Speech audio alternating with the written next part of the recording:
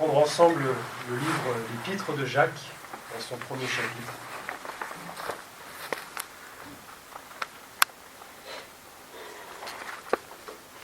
L'Épître de Jacques, chapitre 1er,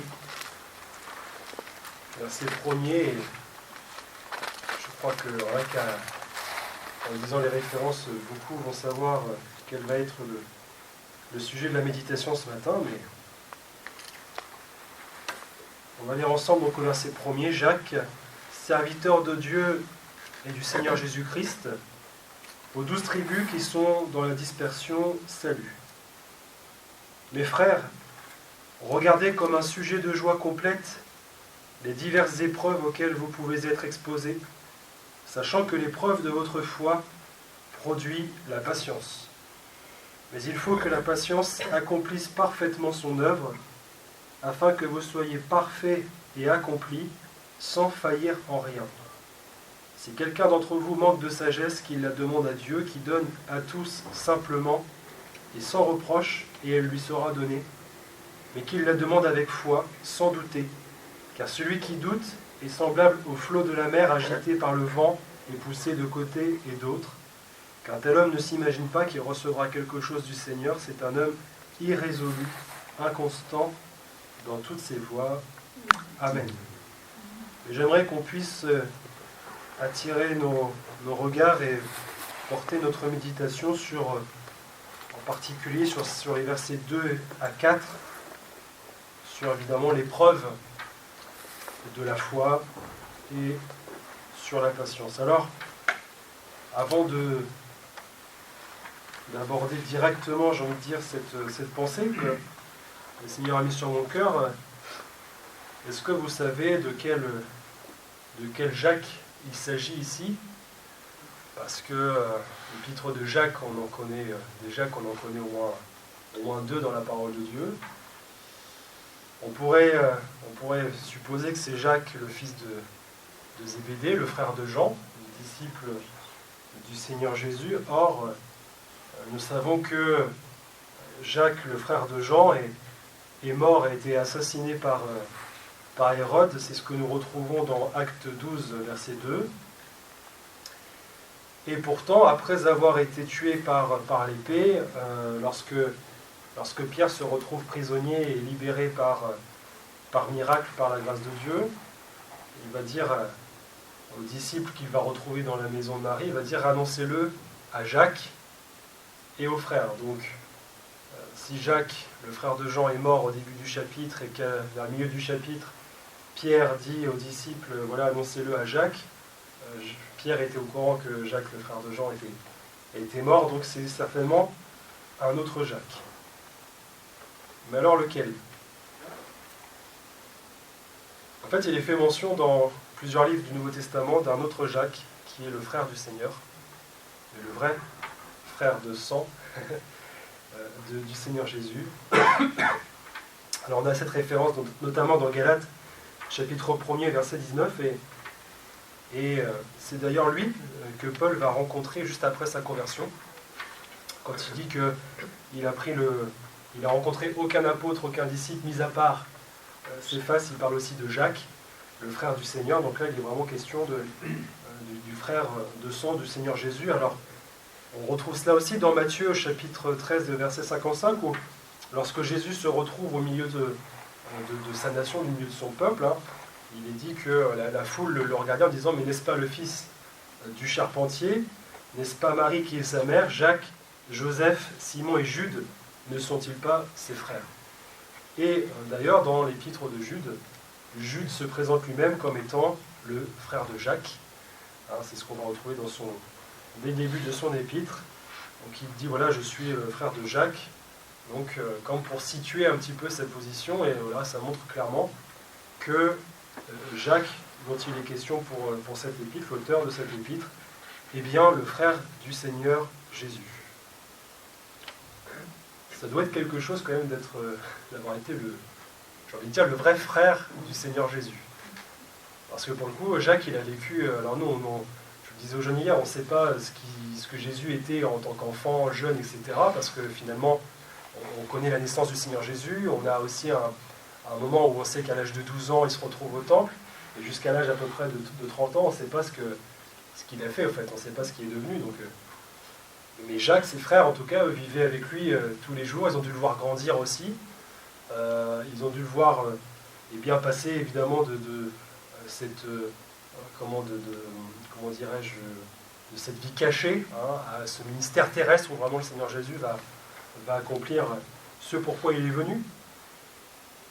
Et d'après beaucoup de spécialistes, tous sont unanimes, en fait, l'épître de Jacques est la première épître du Nouveau Testament, chronologiquement parlant. On la situe autour de l'an 40. Alors maintenant, on pourra plus dire on s'en fiche comme de l'an 40. Mais non, voilà, c'est Jacques, donc le frère du Seigneur. Et quand on lit Jacques, l'épître, je crois qu'on a conscience qu'on a affaire quand même à quelqu'un, un apôtre. J'ai envie de dire, il ne fallait peut-être pas l'embêter, Jacques. Alors, on sent, alors, il y a aussi certains qui font référence ils disent que c'est le Amos du Nouveau Testament. Si vous lisez aussi le livre d'Amos, le prophète Amos, c'est pareil, vous avez beaucoup d'injonctions, des paroles qui sont assez, des commandements qui sont assez brefs, mais j'ai envie de dire incisifs, mais qui sont vraiment d'une grande profondeur, qui sont clairs, qui sont nets. Donc, cette épître de Jacques, quand on la lit, elle peut nous saisir au premier abord, mais j'ai envie de dire, c'était quand même un homme de Dieu, quelqu'un qui était en mesure de pouvoir apporter ce qu'il avait vu et ce qu'il avait vécu. Alors, j'aimerais aussi écarter le fait qu'on puisse dire, puisqu'il écrit aux 12 tribus, ça veut dire qu'il écrit à Israël, et donc ça ne concerne pas les chrétiens. Or, il écrit aux 12 tribus qui sont dans la dispersion. Et le terme qu'il emploie à plusieurs reprises, mes frères, il s'adresse évidemment aux lecteurs, il parle des frères, et j'aimerais simplement qu'on se rappelle que, alors bien sûr, la dispersion pour le peuple de Dieu, pour Israël, elle a eu lieu, j'ai envie de dire, après la mort d'Étienne. Lorsque l'Église primitive commençait à se faire, à grandir en fait à Jérusalem, Étienne, vous le savez, est assassiné, c'est le martyr, et aussitôt après, il y a cette dispersion des chrétiens. Et souvenons-nous que ça, c'est dans l'acte 8, acte chapitre 8, et qu'à ce moment-là, les païens n'avaient pas encore été christianisés, évangélisés. Donc ça veut dire en fait que l'Église primitive, et ça parfois on aurait peut-être tendance à l'oublier, mais les premiers chrétiens finalement étaient tous juifs. Ils étaient tous issus du judaïsme, issus du peuple de Dieu, d'Israël, avant que Pierre soit amené à aller à la rencontre de Corneille, et puis que les apôtres se rendent compte que la grâce qui leur a été donnée, elle a été aussi donnée aux païens, aux gentils ou aux grecs. C'est ce que nous retrouvons parfois dans les appellations qui est donnée pour ces peuples hors Israël. Donc, on peut dire que quand Jacques écrit, alors on situe son épître au moment où, évidemment, les chrétiens se sont dispersés, mais au sens de chrétien, on entend juif, mais il faut aussi, évidemment, nous entendre, c'est-à-dire que Jacques s'adresse non pas forcément au peuple d'Israël, mais il s'adresse bien au peuple de Dieu, donc à ceux qui ont accepté le Seigneur Jésus comme leur sauveur. Ce qui n'était pas le cas de tous les juifs, comme aujourd'hui. Bien sûr, Israël, dans le plan de Dieu, est un peuple mis à part pour Dieu, mais les juifs ont besoin, aujourd'hui encore, d'être sauvés. Donc, je fais une petite parenthèse, mais frères et sœurs, on ne peut pas, en toute transparence et honnêteté, on ne peut pas défendre ce qui se passe actuellement, par exemple, en Israël, à Gaza, etc. On ne peut pas tolérer ou admettre qu'Israël persécute ou tue des civils, etc.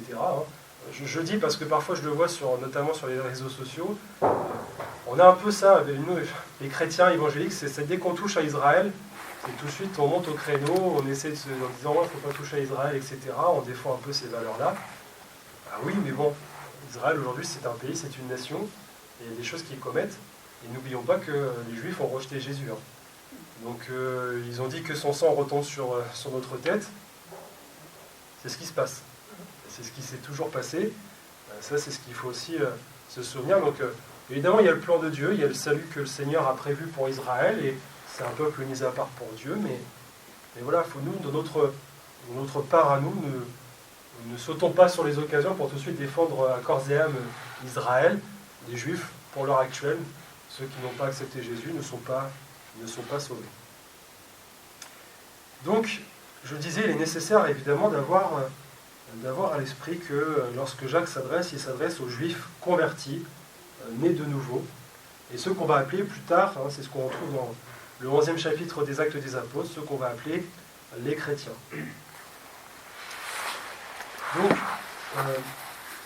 j'aimerais qu'on puisse vraiment saisir le contexte dans lequel l'apôtre écrit cette épître, parce que le mot dispersion, le fait qu'il s'adresse à ces chrétiens, à ces juifs convertis, il va le faire et ça va un peu conditionner le reste, les versets qui suivent, le verset 2 notamment.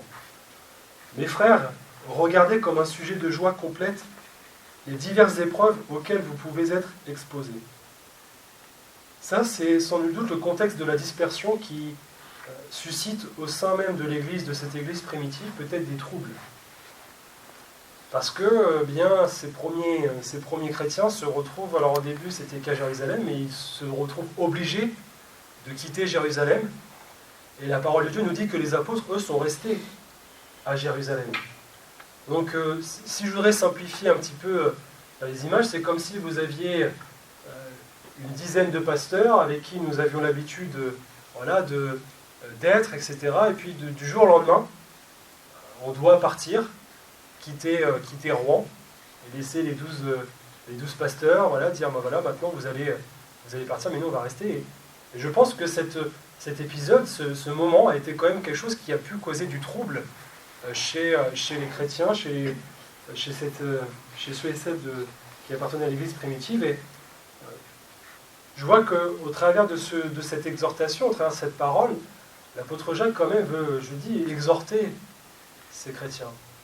Il veut quand même les encourager, il veut quand même leur dire, mais attention, ce que vous connaissez pour l'heure actuelle, ce que vous subissez, c'est quelque chose qui est prévu par le Seigneur, c'est une épreuve, certes, c'est quelque chose qui est difficile, c'est dur, mais il dit, regardez comme un sujet de joie complète les diverses épreuves. Voilà, il faut regarder l'épreuve avec joie. Pas facile. Alors au-delà de la persécution, au-delà de cette dispersion que connaît ce peuple, pour nous, cette parole, elle s'adresse aussi à nous aujourd'hui. Bien sûr, nous ne sommes pas, nous en France en tout cas, persécutés comme d'autres frères et sœurs le seraient dans d'autres pays, ça vous le savez, même s'il y a quand même une persécution, mais frères et sœurs, l'adversité c'est normal quand on est chrétien. Il ne faut pas s'attendre à ce que le monde nous accueille les bras ouverts.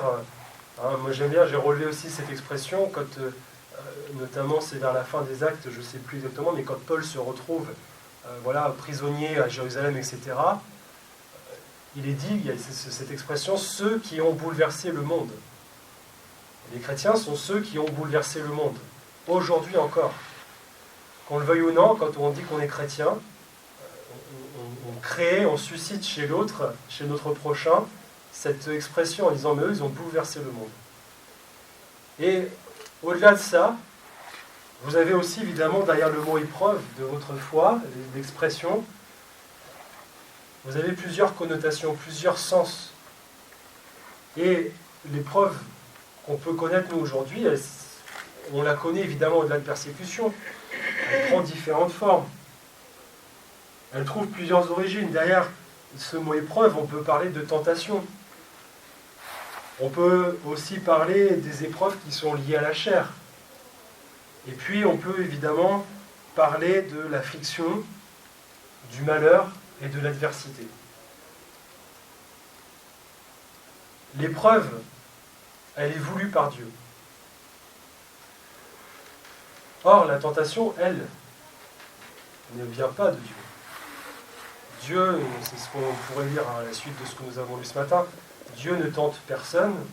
La tentation, c'est notre chair, notre convoitise qui suscite chez nous une certaine séduction, et qui, lorsque la convoitise est consumée, le péché l'est, et le péché nous mène à la mort. Donc, moi j'aimerais qu'on écarte ce matin notre esprit dans cette méditation. L'épreuve de votre foi, c'est pas la tentation. Les tentations, c'est vraiment quelque chose qui est à part. C'est la séduction. C'est ce qui va, évidemment, ce que le monde peut proposer. C'est ce que le diable va mettre devant nos yeux, etc. Ça, oui, c'est de la tentation. Mais ce n'est pas une épreuve. C'est pas une épreuve. Comment faire la part des choses? Si je suis, alors pour les hommes, c'est quelque chose qui, on me l'a enseigné ainsi. Pour l'homme, il y a 3 choses notamment, souvent, qui sont l'objet d'une tentation. Ça va être les femmes, l'argent, l'orgueil. Si je prends l'exemple de l'argent, je suis tenté de gagner beaucoup d'argent. C'est ma cupidité. Je vais par exemple, je ne sais pas, essayer de me dire, je vais jouer au loto pour gagner beaucoup d'argent, etc. Ça, c'est la tentation. Ou l'argent facile, ça, c'est la tentation. C'est quelque chose qui n'est pas soumis par Dieu. C'est nous qui convoitons quelque chose et qui espérons l'avoir. Donc, on fait tout pour l'avoir. Maintenant, l'épreuve. L'argent, comment est-ce que mon rapport, par exemple, à cela, le Seigneur pourrait très bien me mettre à l'épreuve en me mettant devant moi une situation, je vais parler même pour le travail, par exemple, en disant, on va te proposer un poste ou un métier, un travail qui va te faire gagner beaucoup d'argent, qui va te permettre finalement de gagner beaucoup d'argent. Et nous, l'épreuve, c'est de se dire, est-ce que Seigneur, c'est ta volonté ou pas? Et je ne dis pas que c'est de la tentation, parce que nous, on va chercher justement à faire la volonté du Seigneur. Et ce que je veux dire par là, c'est que le Seigneur peut être en mesure de nous éprouver sur notre foi, en nous mettant devant nous, en fait, une situation, une voie, à laquelle, si nous ne sommes pas réellement attachés au Seigneur, si nous ne sommes pas vraiment remplis du Saint-Esprit et sages, nous pourrions tomber justement dans cette épreuve, dans une chute, et en disant, je succombe à cette épreuve et je pars sur cette voie. Quand je méditais à ce sujet, j'ai toujours pensé au fait à l'apôtre Paul, lorsque il arrive vers la fin, nous on le sait, c'est vers la fin de ses voyages missionnaires, mais quand il dit, l'Esprit, à plusieurs reprises, me montre que je dois aller à Jérusalem pour souffrir. Voici que dans les derniers instants, avant de revenir à Jérusalem, il y a un don spirituel qui lui est apporté. Et les frères qui sont là sont aussi là pour lui dire, non, Paul ne va pas à Jérusalem parce que tu vas être lié, etc. Et la parole de Dieu nous montre clairement que c'est par le Saint-Esprit que les frères et les sœurs sont là à dire à Paul, ne monte pas à Jérusalem. Donc vous avez quand même une confrontation entre ce que Paul reçoit de la part du Seigneur, qui dit, tu vas aller à Jérusalem, tu vas être lié, et en face, des frères et des sœurs qui sont remplis de l'Esprit, qui sont au contraire en train de dire à Paul, ne monte pas à Jérusalem. Ça, frères et sœurs, ça c'est l'épreuve que Dieu parfois nous donne. Quelle a été l'utilité pour cela? C'est de dire, est-ce que ce que tu as reçu, Paul, est vraiment une conviction de la part du Seigneur? Quand on reçoit quelque chose de la part du Seigneur, et là il est vraiment question de la foi, puisque la foi c'est une assurance des choses qu'on espère, mais aussi une démonstration de celles qu'on ne voit pas. J'aimerais retenir cette deuxième définition, cette deuxième partie de la définition de la foi. C'est une démonstration des choses qu'on ne voit pas. Et parfois, la conviction, c'est cela. La foi, c'est de se dire, je sais ce que j'ai reçu. Le Seigneur me l'a confirmé par sa parole, par peut-être même des dons spirituels.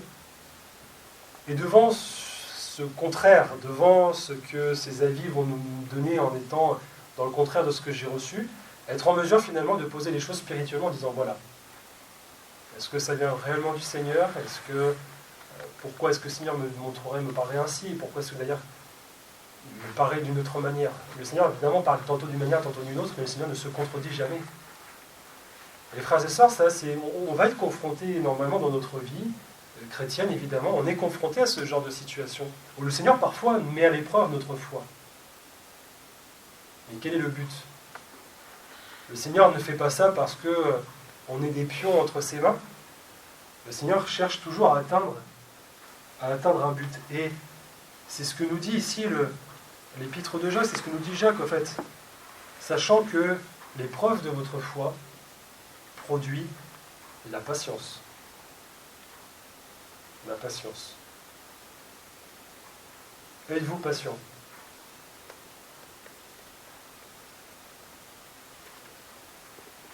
C'est toujours quelque chose de prier le Seigneur en disant Seigneur, aide-moi à être patient. Le Seigneur exauce les prières et il dit ben voilà, pour être patient, ça passe par l'épreuve de la foi. Donc en fait, on ne se rend pas compte parfois, mais quand on dit Seigneur, Seigneur, je veux être plus patient, le Seigneur dit d'accord, dans ce cas, tu vas avoir plus d'épreuves. Évidemment, l'épreuve de la foi. Pour ça, je dis, c'est pas une question de tentation, c'est pas dire tu vas avoir plus de tentation, non, tu vas avoir plus d'épreuves. Et la définition que je vous ai donnée tout à l'heure, l'épreuve, c'est l'affliction, le malheur, l'adversité. Alors, on n'est pas insensé. On ne va pas être là à dire Seigneur, je veux les épreuves. J'ai entendu ça. Moi, j'ai déjà entendu des chrétiens qui disaient c'est bien les épreuves, je veux des épreuves, etc. Mais je dis, mais vous êtes fous. Les épreuves. Qui aime les épreuves, sincèrement, frères et sœurs? Qui peut aimer cette situation, ce moment où une épreuve, c'est une épreuve, hein, je veux dire, c'est pas la fleur au fusil, et puis tout va bien. En ce moment, c'est un peu dur. Oui, c'est un peu dur, mais ça va. Non, l'épreuve, vraiment, celle où on se retrouve même à ne plus dormir parce qu'on est travaillé, celle qui nous amène à toujours cogiter, à être dans l'inquiétude, même parfois. Et c'est ça l'épreuve de la foi. C'est ça l'épreuve de la foi. Alors, il faut évidemment voir derrière cela deux choses, parce que le Seigneur, ce qu'il cherche, c'est le résultat spirituel. Le Seigneur ne cherche pas à ce que nous soyons patients pour être patients. Il y a toujours un but avec le Seigneur. Ça fait partie notamment la patience et la joie, je vais l'évoquer, mais tous les deux font partie des fruits de l'esprit. On sait dire que c'est le caractère du Seigneur Jésus. Le Seigneur Jésus était quelqu'un d'extrêmement patient. Il fallait être patient pour supporter les coups. Il fallait être patient pour supporter tout ce qu'il a supporté, pour voir toute cette adversité même face à lui, et pourtant de demeurer ferme. Alors, quand je me suis j'étais amené à cela, je me suis dit, mais au fait, c'est vrai qu'il dit, regardez, la joie complète. La joie complète.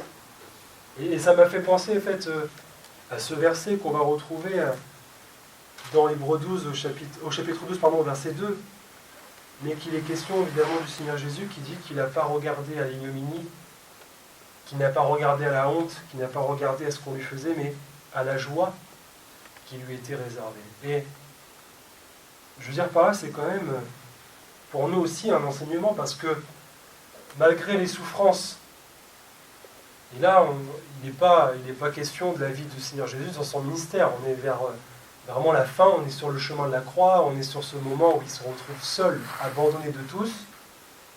Et la parole de Dieu dit qu'il n'a pas regardé à ses souffrances, mais à la joie qui lui était réservée. Et par là, frères et sœurs, je me dis, mais quel exemple pour nous, de voir que malgré l'épreuve, malgré les souffrances, malgré l'adversité, malgré les afflictions, malgré le malheur, Jésus nous montre que lui-même, il a dû regarder à la joie qui lui était réservée. Il n'a pas regardé à ce qui se passait autour de lui, à ce qu'on lui faisait subir. Il a regardé à la joie. Et cette joie, pardon, mais elle n'est pas charnelle. C'est pas possible. On ne peut pas avoir de la joie. Le Seigneur n'a pas pu être dans la joie lorsqu'on lui a planté les clous dans les mains, dans les pieds, lorsqu'on l'a fouetté, lorsqu'on l'a frappé, lorsqu'on lui crachait dessus, lorsqu'on l'a insulté. Le Seigneur n'a pas pu avoir une joie qui était charnelle, cette émotion que l'on peut parfois ressentir. Et Et c'est pour ça aussi que parfois ça m'attriste quand je vois dans certaines églises, quand on essaie de faire croire que la joie du Seigneur, c'est ça. C'est une joie qui est éphémère, une joie charnelle. Alors bien sûr, on pourrait, encore une fois, on pourrait chercher à être joyeux. Et ce matin, on a chanté des cantiques qui parlaient de la joie, mais frères et sœurs, on sait que c'est une joie spirituelle. C'est une joie d'en haut, c'est une joie qui ne peut pas être fabriquée. C'est quelque chose que le Saint-Esprit nous communique. C'est pour ça que c'est un fruit de l'Esprit. C'est pour ça que c'est pas par nos propres efforts, mais c'est par la vie de l'Esprit, c'est par la vie du Seigneur Jésus qui coule en nous que cette joie porte du fruit. Et c'est pour ça aussi que le Seigneur nous montre que dans l'épreuve, on est capable d'être joyeux. Alors, pas forcément d'avoir un sourire. Lorsqu'on nous harcèle, lorsqu'on nous persécute, lorsque même pourrait parfois même nous frapper, c'est pas regarder les gens avec un sourire en disant je suis heureux que tu me frappes. Non, je suis heureux que tu me harcèles. Non. Mais c'est une joie qui est intérieure, de dire mais pourtant, réagir comme le Seigneur Jésus, pardonne-leur, parce qu'ils ne savent pas ce qu'ils font. Mais au-delà de cela, voir la joie, de savoir que les souffrances que le Seigneur Jésus a subies, il s'est dit voilà, c'est la joie après. La joie de voir comme ce matin, les frères et sœurs réunis pour le louer, pour l'adorer, la joie de voir un grand nombre être sauvés parce qu'il est passé par là. Et ça, frères et sœurs, le Seigneur Jésus était rempli de foi. La foi fait aussi partie de son caractère divin. N'oublions pas que la foi est communiquée par Dieu. C'est le don de Dieu, la foi. Et Jésus aussi avait cette foi, et cette foi, c'était ça, c'était de dire, c'était cette démonstration des choses qu'on ne voit pas. Jésus était en mesure, en ce moment-là, de rester attaché à cette joie.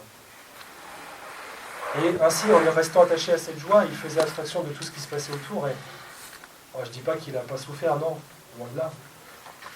Mais ce que je veux dire par là, c'est qu'il a été capable, au travers de cela, de surmonter ces souffrances, de surmonter cette situation. Alors, il l'a fait par obéissance. Il l'a fait vraiment par obéissance. Et la parole de Dieu nous le dit aussi. Jésus, il a été rendu semblable à nous, il a obéi. Et ça nous montre, frères et sœurs, que, eh bien, malgré l'épreuve de la foi, ce qui va nous permettre de connaître la joie, c'est l'obéissance. L'obéissance à la parole de Dieu, l'obéissance au Seigneur Jésus. Je repense là à Job. Job, on l'a déjà évoqué, il a quand même connu des épreuves, enfin, perdre en une journée ses enfants, ses biens, sa richesse, etc. Derrière, il y a eu la réaction de son épouse, et elle a fait le choix non pas d'obéir. Et face à l'épreuve de la foi, face à cette épreuve, si elle avait obéi, peut-être qu'elle aurait vu comme Job, elle n'aurait rien imputé d'injuste à Dieu et qu'elle se serait contentée, bien sûr, dans la tristesse, dans les plaintes, de dire mais finalement, l'Éternel a donné, l'Éternel a ôté, que le nom de l'Éternel soit béni. Et pour nous, ça nous montre, frères et sœurs, que c'est par l'obéissance que l'on arrive à surmonter cette épreuve de la foi, par l'obéissance, par la sanctification. Et le Seigneur Jésus est passé par là. Il nous a montré le chemin. Lui, il a obéi à la volonté du Père. Il l'a fait bien sûr en toute liberté, volontairement, mais il l'a fait. Il a obéi parfaitement. Et c'est ainsi qu'il a pu aussi, je le crois, connaître cette joie qui lui était réservée. Alors, la joie, mais je l'ai dit tout à l'heure, c'est évidemment aussi la patience. C'est une belle vertu, la patience. Très belle vertu. Alors avec la patience, vous avez tout qui va avec, les autres fruits de l'esprit, la douceur, la tempérance. Il faut, parce que parfois, peut-être, on pourrait être amené à... Si on est patient, mais qu'on n'est pas doux ou tempérant, moi, on peut le voir, parfois, si on conduit, par exemple, et qu'on se retrouve dans les bouchons, c'est une bonne vertu que la patience, et être doux, mais on pourrait être patient tout en étant brusque dans nos gestes, etc. Vous voyez, donc, non, la patience, je crois, il y a toujours les fruits de l'esprit sont Ils sont tous liés ensemble. Donc elle se définit comme étant une vertu qui consiste à endurer avec constance et résignation les vicissitudes. C'est un gros mot qui veut dire succession d'événements heureux ou malheureux. Donc, il va être question d'endurance et de résignation. Prenons l'image d'une course. On met souvent en avant les coureurs qui courent vite, très vite, les sprinteurs, parce que courir 100 mètres en moins de 10 secondes, c'est quand même un exploit. Je sais pas vous. Moi, j'en suis pas capable. Et souvent, donc, bon, il y a des noms comme ça qui nous viennent, des athlètes, et les sprinteurs, ils sont mis en avant, etc. Donc c'est une discipline, même on appelle ça des épreuves reines, le 100 mètres ou le 200 mètres, parce qu'ils courent en l'espace de quelques secondes une distance qui est quand même assez importante. Et pourtant, on s'attarde peu sur le marathonien. Parce que le marathon, mais courir quand même 42 km et 195 mètres, pour être précis, le record, j'ai été voir quand j'ai préparé la prédication, j'ai dit, il me semble que le record c'est 2 heures. Et oui, c'est 2 heures. Bon, j'ai dit, il faut courir 2h42 km, ça fait quand même 21 km/h. On dit, bon, c'est une question de distance, d'endurance. Et je crois que l'athlète qui est sprinter ou l'athlète qui est marathonien ne prépare pas de la même manière son épreuve. Moi, je me côtoie avec certaines personnes dans mes collègues de travail ou autres, ils courent des semi-marathons ou des marathons. Et c'est vrai que quand on voit un marathonien et un sprinter, il y a une différence parce que le sprinter, lui, il doit dégager de la puissance dès le début dans sa course, parce que finalement, c'est une courte distance, une courte période, donc il doit aller très vite, très très vite. Alors que le marathonien, lui, il doit garder son effort constant. Et ça pendant une durée assez longue. Donc, je ne vais pas jouer la fontaine en disant rien ne sert de courir, il faut partir à point. Mais c'est difficile, mais je ne sais pas si vous avez déjà couru, mais garder la même vitesse, une constance dans notre vitesse, etc., sur une très longue distance, ça demande une préparation, ça demande vraiment un effort. Et si j'applique cette image sur le plan spirituel, c'est la même chose. Le Seigneur, il sait que pour être patient, c'est-à-dire pour endurer sur une très longue période, parce que c'est normalement amené jusqu'à la fin de notre vie, il sait qu'on va devoir être préparé. Il sait que l'épreuve de la foi est le seul moyen pour nous de préparer cette endurance, d'exercer notre foi, d'exercer notre esprit à être endurant dans la patience, dans l'épreuve. Donc, c'est pour ça que le Seigneur nous donne des épreuves. Et je disais tout à l'heure, alors c'est pas parce que, en disant ça, on se dit, ok, moi j'ai envie d'être très prêt, j'ai envie de me préparer, donc Seigneur, vas-y, donne-moi les épreuves, comme ça je vais être très patient, très vite, et puis comme ça va se faire. Non, c'est pas par nos propres efforts. Et parfois aussi, il faut être vrai avec le Seigneur, quand on est dans l'épreuve, on oublie ça. On oublie que l'épreuve, c'est le moyen pour Dieu de nous préparer à quelque chose. Vous voyez, quand David, encore une fois, se retrouve devant Goliath, il parle de l'ours, il parle du lion qu'il a confronté, qu'il a combattu.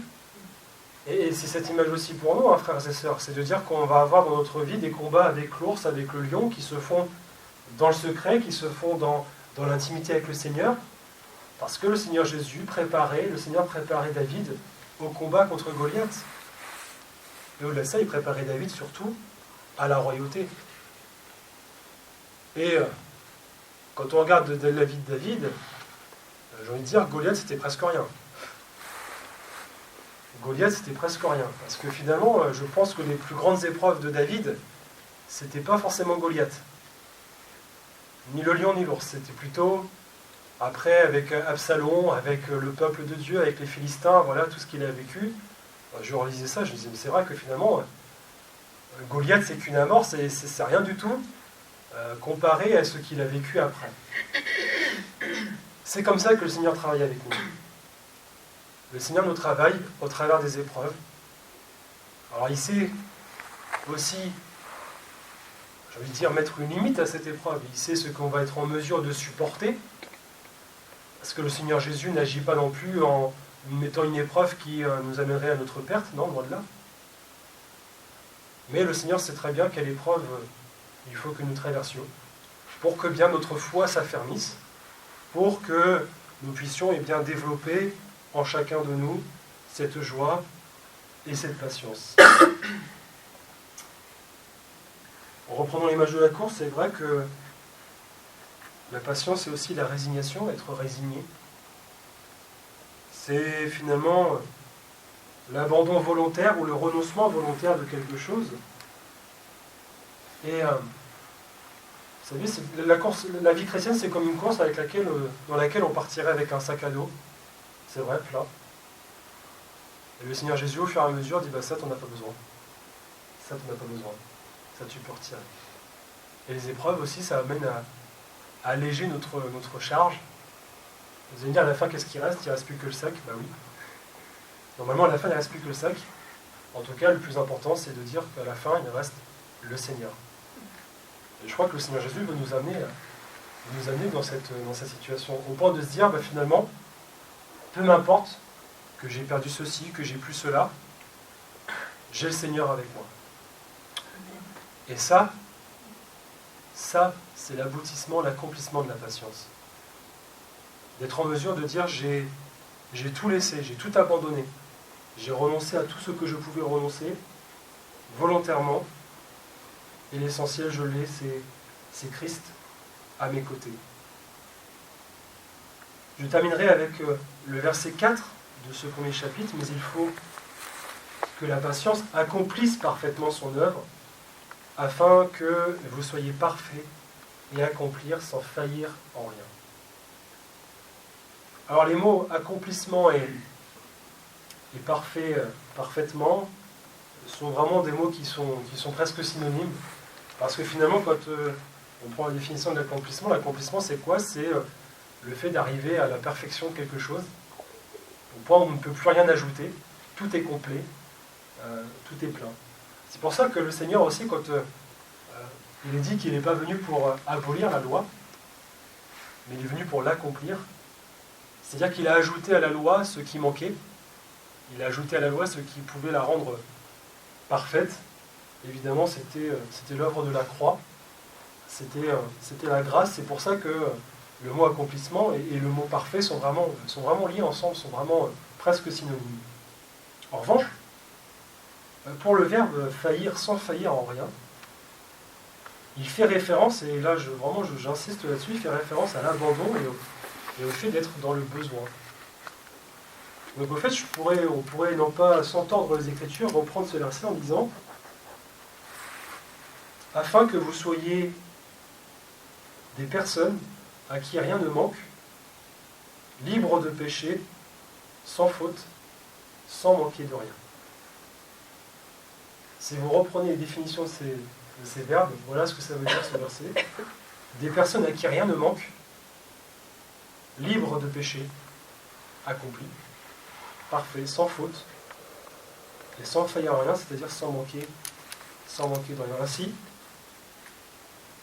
pour compléter quelque chose, il faut le remplir au fur et à mesure. Je ne vous fais pas une grande révélation en disant ça. Compléter quelque chose, c'est ajouter au fur et à mesure. Donc le Seigneur, il va, comme c'est un fruit de l'esprit, un fruit doit se développer. Et pour se développer, il faut que ce fruit grandisse, il faut que les choses soient ajoutées petit à petit, au fur et à mesure.